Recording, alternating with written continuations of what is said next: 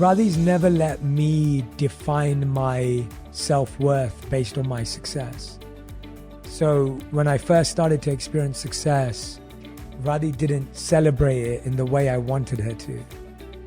And I'd wanted my wife to be my number one fan and my biggest cheerleader.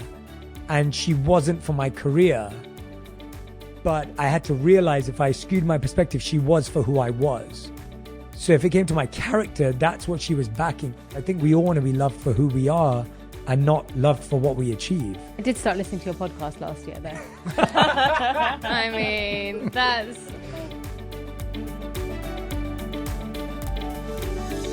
Welcome to the My Legacy podcast, where we explore what it truly means to create a living legacy through our actions, our choices, and the way we show up for others every day. We're honored to be joined by Jay Shetty, global bestselling author and purpose-driven entrepreneur whose wisdom on love, mindfulness, and personal transformation has reached millions through his #1 podcast, On Purpose. Now, of course, what makes the My Legacy podcast unique is we don't just hear from extraordinary individuals. We hear from their life partners, their friends, the people who know them best. And we're beyond lucky because Jay is joined today by his incredible wife, Radhi Devlukia. She is a nutritionist. She is a best-selling author of Joyful. She is the host of her own podcast, A Really Good Cry. I love that title. She's a powerful force for wellness, for conscious living, and for joyful cooking. Welcome to you both. Oh, thank you so much. Yeah, we're so grateful to be back with you and reunited with all of you. Thank you so much for having us. We're so honored and so grateful. Truly, it was such a wonderful to be in your presence a year ago now, or is it even longer? It was about a year ago. Yep. It was about a year ago, I feel. Yes. And so wonderful to be reunited. And I wish you were meeting Radhi in person too. I know. We'll settle for this. Okay. Yeah. And we must do dinner when we're all on the same coast again. We would together. love that. Yes. We would absolutely love that. Yes. Well, Jay, on that note, because we've gotten to know you over, well, gosh, probably a decade now, but we don't know Radhi as well. So if I can put you on the spot, the two of you have created this incredible relationship based on conscious living, on purpose, on joy. So how did you first meet this incredible woman, and how did you know that she was your person? So the interesting thing is the first episode of my podcast On Purpose ever was me and Radhi telling this story together. And I always wanted to start the show at a really authentic, genuine, conscious place. And I thought, why not do it with the person who knows me best and knows me most deeply? And so the long story short version is I was in my final year of college and I knew that I was going to become a monk after I graduated. And I would go to my local temple to serve and assist on the weekends just to stay out of trouble.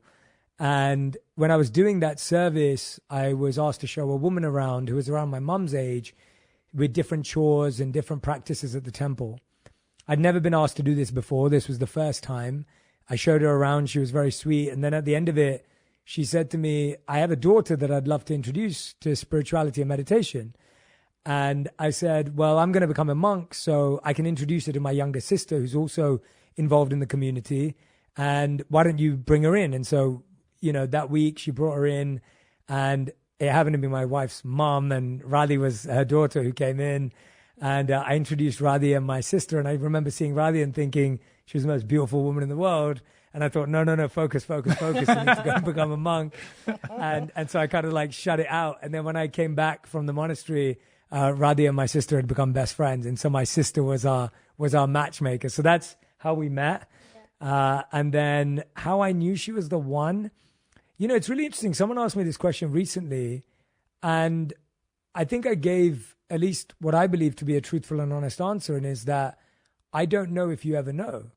I think you commit and invest to building something together, and because the other person also wants to commit and build and invest in you, and that's what makes them the one.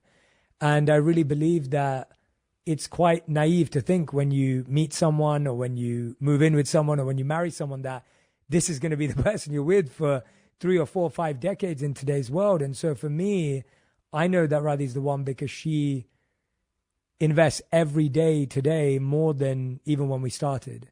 And that's something that I can only discover today. And I couldn't have known 12 years ago when we first got together and 9 years ago when we got married. I couldn't have possibly known that. And so I hope that frees people up from this pressure and expectation that I've got to find this person on day one and know that they're going to be perfect and the person, when I probably would have said that 12 years ago if you asked me. Like, I found the one, I know it. Now when I look back, I'm like, no, I'm lucky she's proved me right, but she very easily could have proved me wrong. And so I'm very grateful that she's, stood by me through so many ups and downs and so many incredible journeys that we've been on. So, Radhi, I'm very, very curious. So you're at a temple and you see this wonderful human being that was training to be a monk. At what was going through your mind when you first met him? That's a really good question. He was in white robes at the time, weren't you? Yeah, he was training to be a monk. He was in white robes. He knew my mom. It was like a very odd situation. My mom was introducing us. And so when I saw him, it was interesting because he had like tattoos in monk clothes. Was a very like well-spoken person, where normally in my mind a monk was someone who was from India, and I, usually would have to speak to them in another language. And so it was kind of changing a lot of narratives in my mind of what I expected to see when my mom was like, oh, I want to introduce you to this monk. So I think I was readjusting to my expectations. And then, I started going to his classes and hearing him speak about spirituality. And honestly, I think I fell in awe of him through watching him in those spaces and in the community. And, I ended up being an observer of him rather than a friend at the beginning, because we didn't really have a friendship or a relationship at all when we first met. So it was quite nice seeing him in his own environment doing something that he loved. And so at first it was almost like he felt like a teacher and a guide more than he felt like someone that I was thinking I could be with. But then when I became friends with his sister and she kept telling me all these amazing things about him, I was like, oh, he's so sweet. And they have the sweetest relationship. He is like a father figure to her, and she loves him so much. And I thought, well, someone who's got that relationship with their sister, and usually your sibling has the best and worst things to say about you, and she just loved him so much. And so there was moments where, I kept saying to her, I was like, I think I really like your brother. And she was like, you can't. He's going to be a monk for the rest of his life. You better leave him alone. She was like, I need you to leave him alone. Please. Leave him alone. Yeah, please. I'm just telling you, he wants to be a monk forever. So, I kind of gave up on that idea. And so as soon as he came out from being a monk and we got to know each other, we both just realized how right we ended up being about each other, as he said. And it was a nice surprise because it could have gone both ways, I love that you said fell in awe rather than fell in love. I don't think I've ever really heard that way. That's a beautiful, it is. Yes. Yes, it is. You fell in awe. Well, the one thing she left out was that she usually tells a bit of like, you didn't clarify that actually when we first met, you just didn't notice me and didn't recognize, yeah. Well, care. No, I did notice you. I just wasn't like, it wasn't like my mum saying, hey, here's someone for you to meet in that way. It was, no. But it was, hey, here's a monk. You better learn from him. Yeah. Here's a monk. Yeah. Every great journey begins with the foundation that we come from. The people who raised us, those who, sowed into us, the people who believed in us. So, Jay, who were the most influential people in your life, in your childhood, and what would you say are some of the biggest lessons that they passed on to you? That's such an interesting question. I feel I was very, very fortunate that the most influential people in my life became people I discovered through autobiographies and biographies. So, and that's because I think I was the eldest and I kind of was a bit rebellious. So I didn't really fit in, and I don't think I was getting that much great advice from my family or extended family. And I fell in love with, I think I mentioned this to you when we first met. I fell in love with the writings of Dr. Martin Luther King. I fell in love with Malcolm X. I fell in love with Dwayne "The Rock" Johnson and David Beckham. So my reading spectrum was fairly wide. But I was reading the biographies and autobiographies and writings of all of these individuals. And so there were pop culture icons like David Beckham and Dwayne "The Rock" Johnson. And then these incredible historical figures to me in Martin Luther King and in Malcolm X. And that really, truly became the basis of the advice in my life. I really, really believed that I associated with these people through their writing. I really believed that they became my wise advisors. They became my board of directors. And they became the people that I turned to in times of difficulty because they'd been through so much more than I'd ever even have to fathom going through. And so there felt to be an incredible strength in that. And I think because my dad was fairly aloof and disconnected from me when I was young, it really gave me a freedom to look for that. And now I look back, and I didn't know this then, but I assume I was looking for male role models at the time or people that I could hold on to. So it's no surprise that all the books I was reading were men. And at the same time, my monk teachers, who I really do see as father figures to me as well, have become incredible pillars in my life. And I'm really grateful to my dad for that. You know, I think a lot of people may feel that if their parents are slightly disconnected or aloof, it can be a bad thing. For me, it was great. I got to become the man I wanted to be. I got to build an image of who I wanted to be, and I got to choose the people that I really aspired to learn from and gain insight from. And so those individuals, whether it was reading about how David Beckham on a Friday night would tie a car tire in the top hand corner of a goalpost and practice taking free kicks while all his friends were out drinking and partying and all the rest of it, or whether he was talking about Dwayne "The Rock" Johnson's challenges with depression and finding himself, or whether, of course, it was the incredible work of Martin Luther King and Malcolm X.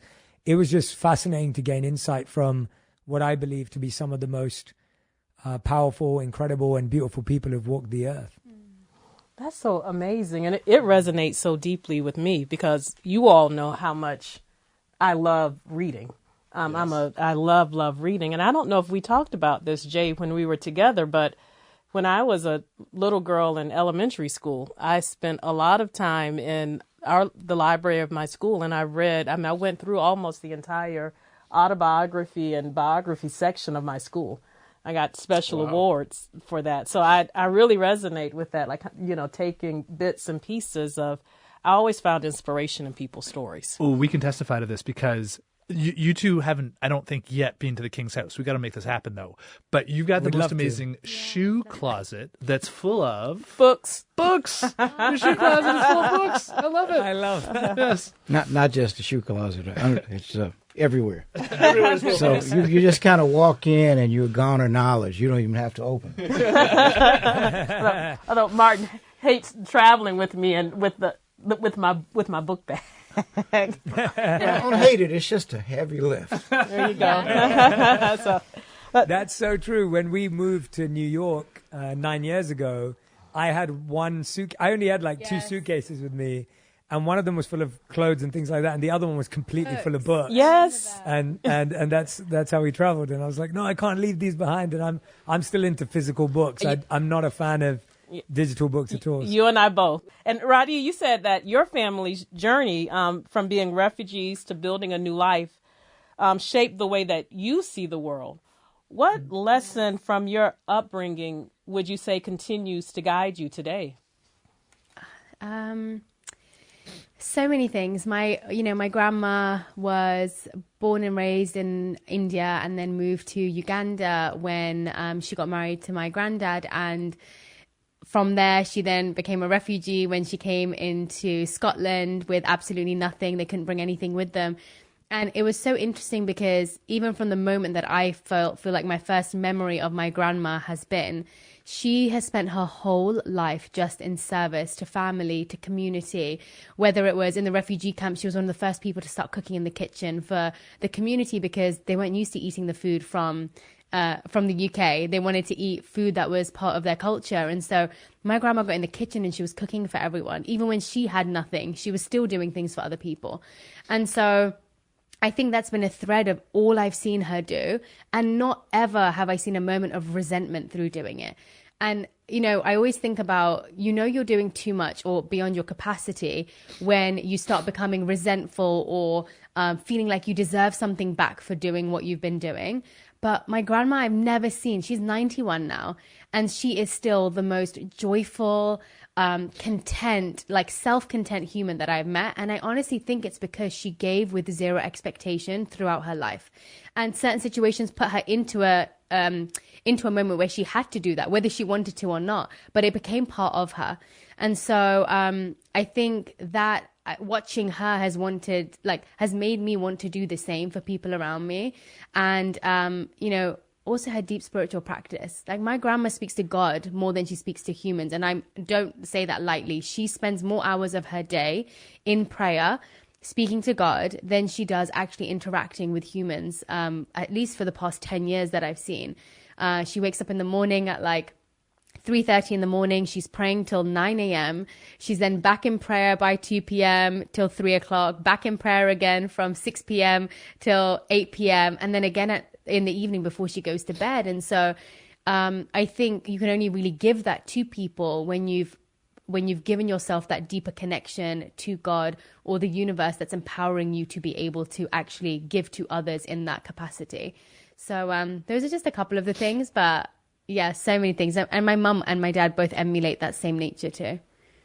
From my experience, it's often the struggles that define who we are.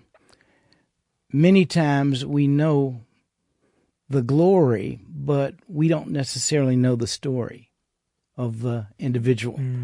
So, Jay, can you share or take us back to one of the toughest moments in your journey and what ultimately it taught you?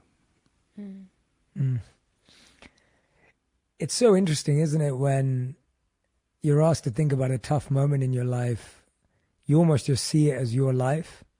And so you don't, I don't know, I never grew up. I only recognized when I got older and I spoke to people about experiences I went through that they were tough, because up until that point, they were just my life and they just felt normal. And you kind of assume everyone's going through those things. And so I think we all walk around thinking that everyone should understand us because they went through the same thing. And the truth is we don't understand each other because we went through very different things.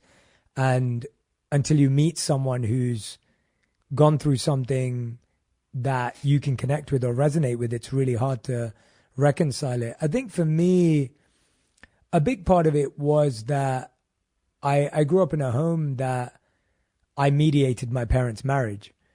And I would say that that was the most challenging thing growing up, because I didn't wake up to a great environment.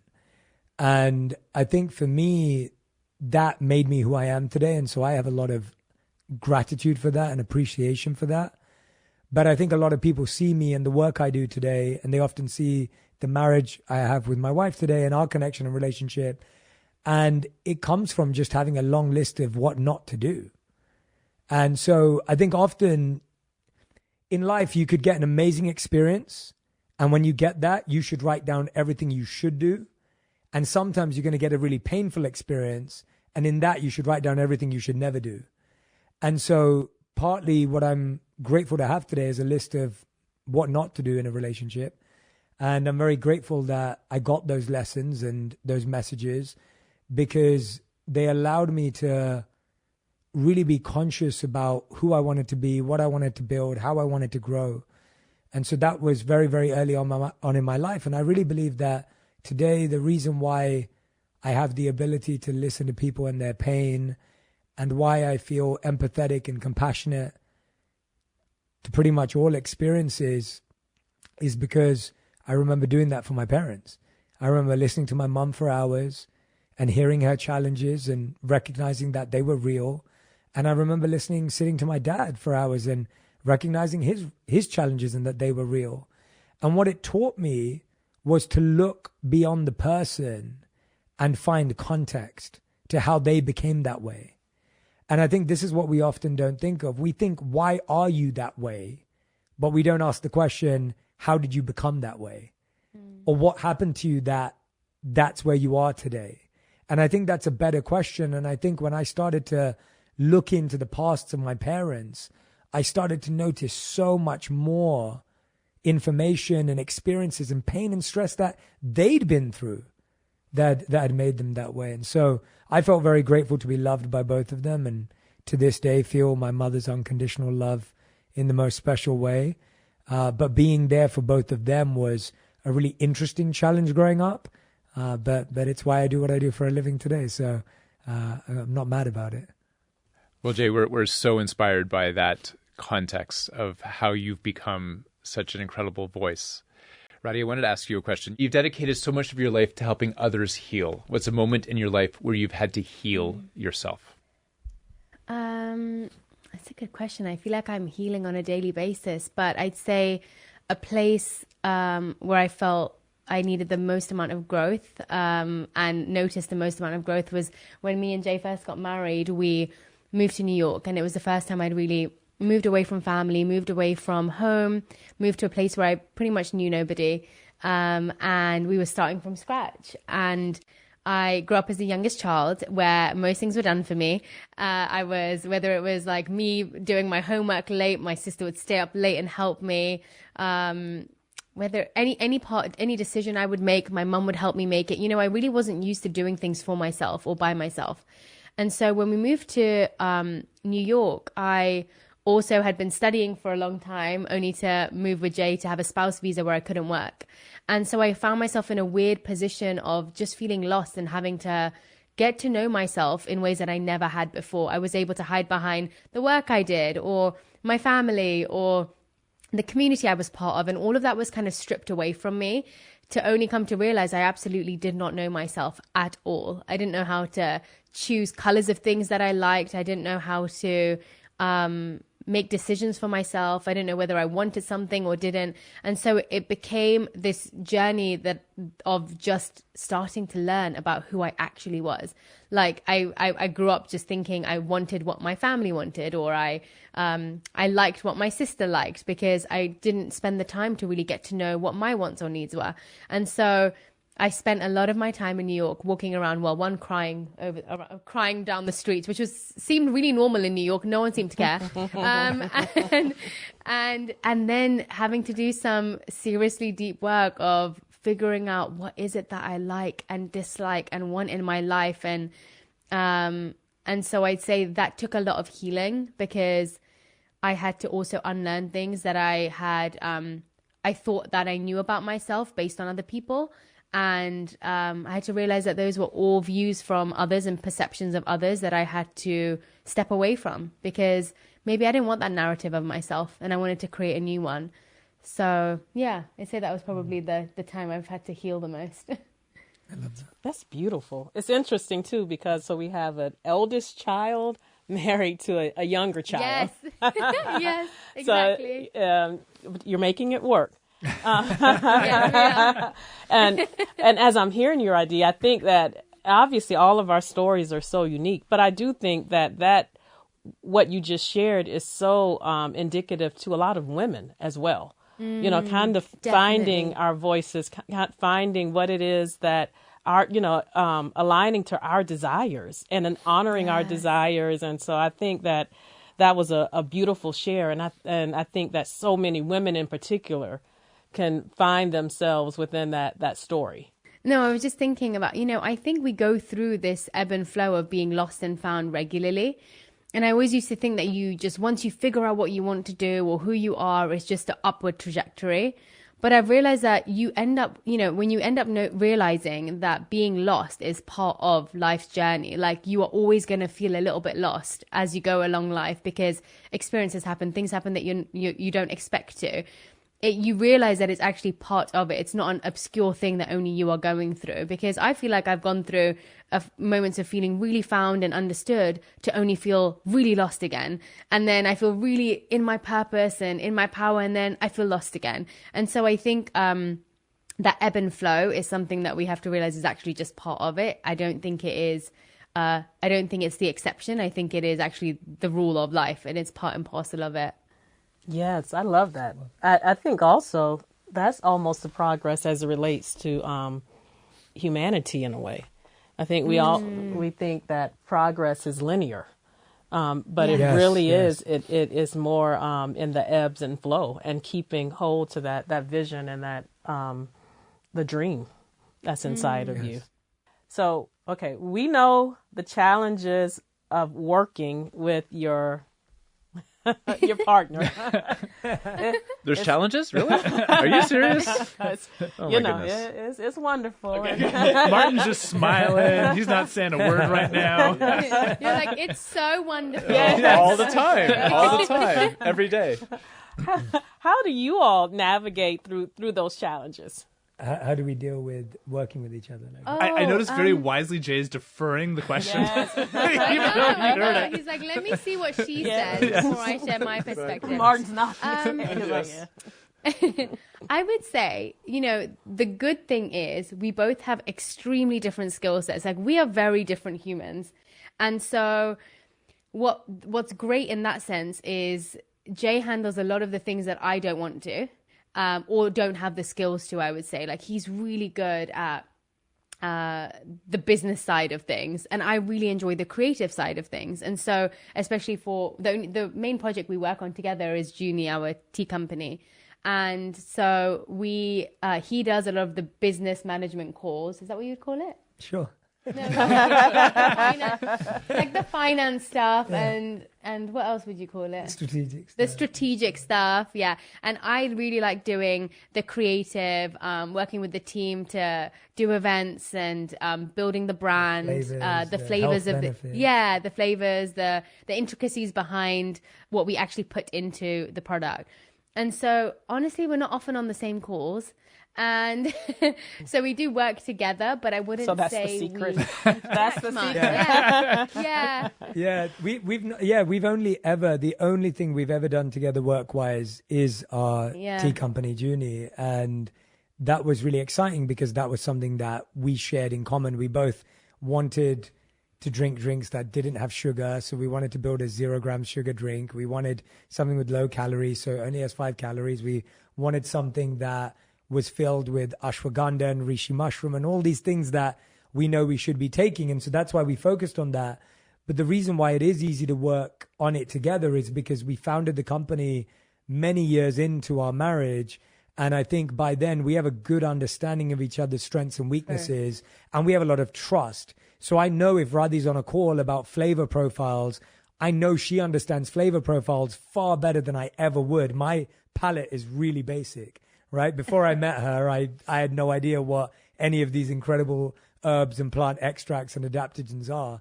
And so her level of knowledge in that field is something I can trust. It's something I would back. It's something I feel very confident in. And thankfully, she feels that way about me and my strengths. And so I think that's why it works for us. I don't think I could. I think I'd find it hard if we had similar skill sets and we were constantly debating and figuring it out. I quite like the divide and conquer. So. It works well. Well, we love your tea company. We love your tea brand. Jay, in your international best-selling book, 8 Rules of Love, you talk about what it takes to nurture a relationship. Can you give us 1 or 2 of your top suggestions on how you can continuously strengthen bonds between couples? Should be asking all of you this, but I'll try my best. I'm sure there's a lot more wisdom on that side of the table, so I feel underqualified. But I would say one of my favorite ones is, I have a chapter in the book called Your Partner is Your Guru. And what I mean by that is that not that they're an authoritative, judgmental, dictatorial individual, because that's not what a guru is. A guru is someone who's dedicated to your growth, who's committed to helping you find your path, and who's patient while you do it. That's actually what a guru is, especially in the Eastern traditions. And one of my favorite things about that is that your partner is really a mirror.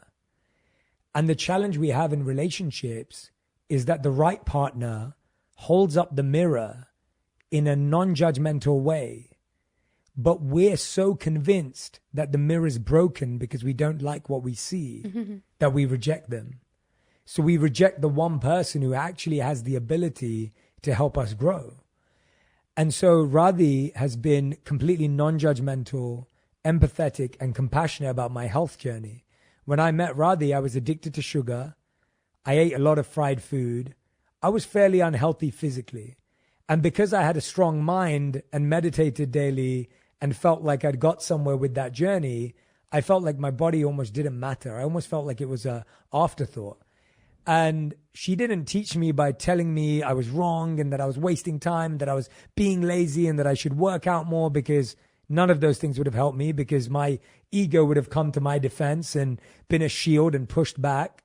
And I would have been affected by that, like I think we all are. Instead, she set the example. She's worked out every day I've known her. She's eaten a clean diet. She's always cooked healthy food. She encouraged me and educated me in the challenges of how I was living without making me feel bad about them. And she's been my guru for my health. And so to me, when your partner is your guru and you allow your partner to teach you in a non-judgmental, non-confrontational, non-finger-pointing way, that is the person who can help you grow. There's no one on planet Earth who could make you a better human being than the person you spend the most time with.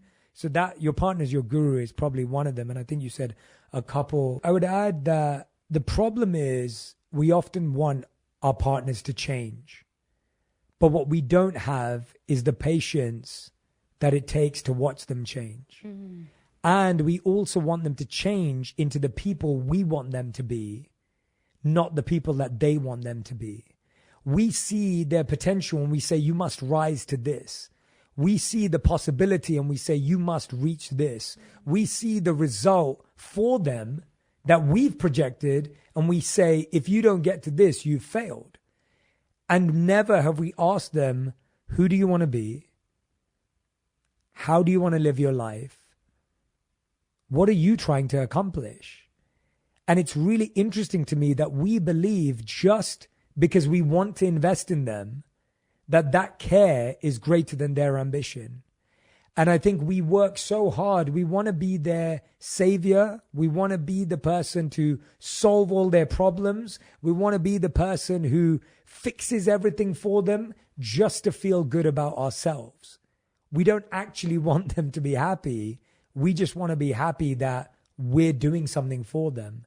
And so we don't really give them the patience, the time, the energy to find who they are and move in that direction for themselves, because we want to feel like we're helping, we're fixing, I'm here to solve all your problems. And in that, you try to be the person who saves them, but actually you push them away. So those would be my two biggest things that I think if we can, on the first hand, learn to be a guru that's non-judgmental, and on the second hand, learn to be patient and let people become who they want to be, not try to make them who we want them to be. I love that on a personal note, because I'm going to own that. And I think a lot of guys who are husbands need to own that, just being radically transparent, because you called it as it is. Like, it is this male desire to want to help, to want to protect. And so often it is that instead, that patience, that sitting in it. And I love that phrase. I wrote that down. Like, the idea of supporting who they want to be, asking them, who they want to be, and then supporting them with that patience on that journey, not wanting to help, not wanting to protect, even though it comes from a good place, just giving the space. I just, so many husbands out there, anyone who's listening who wants to play that clip back on social media for someone in their life to sit with, I just want to encourage them to sit with that for a few minutes. I love the honesty of that advice. Well, and the partner is your guru is just so profound. Yeah, it's changed my life. I didn't know all this before I got married. I think you figure it out when you are married, and then you start learning how much it has to teach you and how much better you have to become because you love someone. And I think that's the difference. The right person inspires you to want to become better, not want to make them better. Like, I think we're constantly worrying about, oh God, they're not doing this and they're not doing that and they're not doing this. And the right person makes you look at yourself and go, well, I'm not doing that. So let me start there. This is a very simple thing, but it's very important. I rarely get sick, and I'm blessed and fortunate. But a lot of that in my mind is because every day, not a day goes by that Arndrea doesn't put out vitamins for me. Now, I would like to be, that's a simple thing. I'd love to be able to do that, and I will get there. But that constantly reinforces, when your partner loves you so much that they're very concerned about your being healthy, being able to go out into the world as many of us have to do. So I want to ask you both, what simple thing does your partner do to show that they love you? My gosh. Jay's a very expressive person, but it's not just the words that he uses. Like, he is someone who will verbally check in and be like, what can I do to make you happier? Is there any way I can help you? And he says that to me on a regular basis. So I think one part of it is being vocal about how you want to be there for your partner, which I actually wasn't very good at, and I'm still getting better at, to actually vocalize it. In my mind, I see myself as more of an acts of service, which is how I've seen my parents be. So I'd be like, oh, but in my mind, I've cooked a meal and I've done this little thing, but sometimes you realize that actually having those vocal moments are really important, and how much that makes a difference in a relationship. But then in action, it's like the little things of, even if he's just sat down when I've sat down and I need something, he'll get back up. Like, if I won't get back up, he'll get back up to get it for me. Or if I am feeling, I hate that one. I know, you still do it. And it's those little things where you just notice someone going out of their way for you, because not many people want to go out of their way for you. And then another one is whenever I'm quite an emotional person, and whenever he feels my energy is a little bit off, he'll always, no matter what he's got going on, he'll always make space and time to just check in and be like, do you need help with anything? Can I sit with you? I can work through, whether it's a work thing, whether it's a family thing. He always creates the time and space, no matter how busy, to have those moments of connection if he feels like I really need it. And so, I could probably go on, but I'll leave it there. Those are a couple of them, but yeah, there's so many different ways he expresses himself, actually. Jay? Yeah, so many as well. I think for me, the biggest one is, I think when we first got married and we moved to New York, and then we were kind of there for a couple of years, then moving to LA, and we've just been through so much change, and change that wasn't anticipated or expected. So change that we both had planned to live our whole lives 15 minutes from our local temple in England and 5 minutes away from Radhi's parents' home. And actually, that was one of her requirements for us getting married, was that she could be a 1 mile radius away from her parents' home. And I'd committed to that, and I genuinely had committed to that. It was something that I thought was very real. All of our friends were in that area, families in that area. It made sense. And then all of a sudden, my career took a turn in 2016 when this part of my life started to grow, and it's continued to for the 9 years, thankfully. And if I'm completely honest, that was completely not part of the plan, not my plan, not her plan, not our plan, but it was what I couldn't even have dreamed of. And not once in the last 9 years has Radhi ever said to me, look what I gave up for you. And oh God, I could cry saying this, but it's one of those things. It's like, I know how much her parents mean to her. I know how much her family, friends mean to her. I know how much London means to her. And for her to move away, for her to give that up when we didn't have clarity, like, we're very fortunate today to have a wonderful life, but getting here wasn't easy. I was away a lot. I traveled a lot for work. I was building things, moving around, and never once did she say, I gave this all up for you. You're never around. You work too hard. And I think that kind of trust, without nagging, without making someone feel bad, when I was already carrying the burden of it myself. And I think that's the feeling that makes you feel loved, where you're like, I was already feeling that way myself.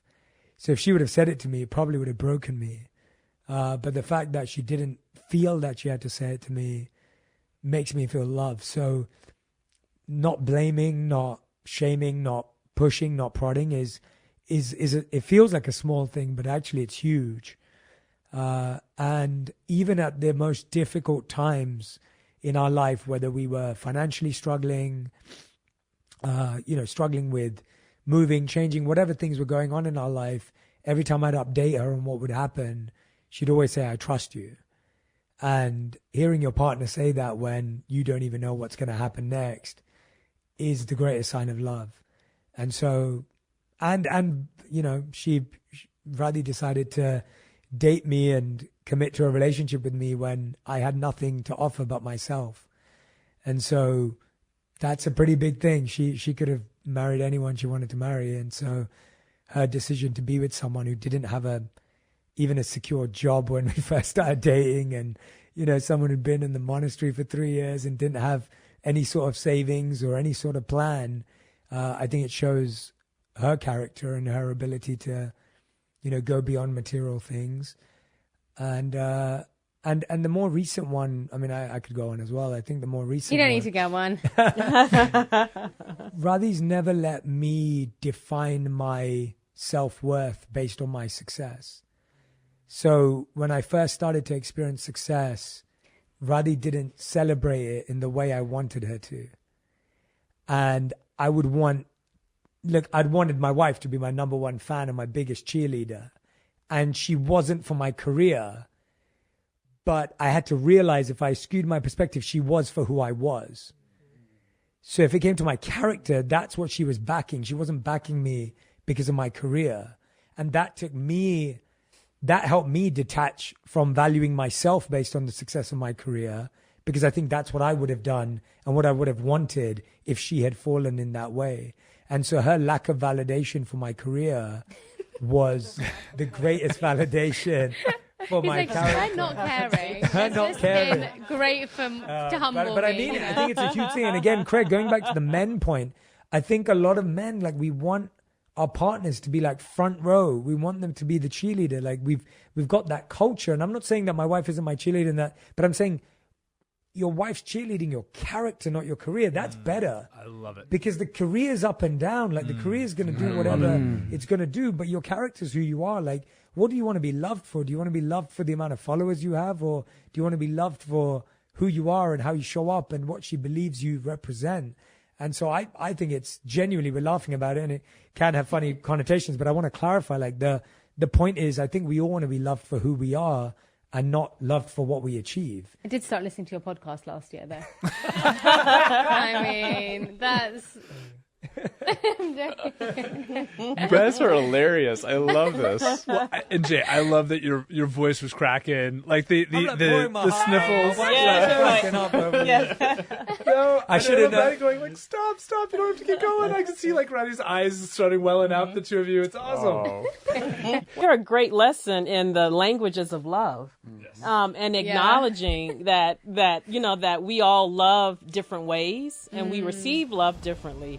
And the ongoing challenge is to find the love language of your partners or your children or your work, because and what I keep hearing is that you all do that.